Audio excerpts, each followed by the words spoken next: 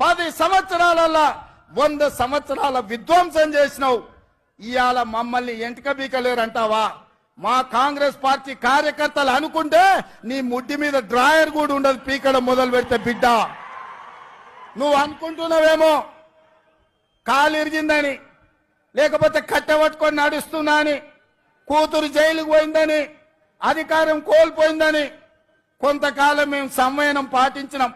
ఏ మనిషికైనా కష్టం వచ్చినప్పుడు మేము మానవత్వంతో మీ గురించి మాట్లాడకుండా మర్యాద పూర్వకంగా వ్యవహరించినాం.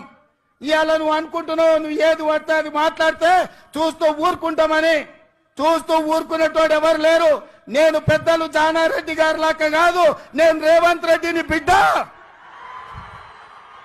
అంగిలాగు ఊడదీసి నువ్వు మాట్లాడే లత్కోర్ లభంగ మాటలకు చెర్లపల్లి జైల్లో చిప్పకూడు తినిపిస్తా బిడ్డ. నువ్వు అనుకుంటున్నావే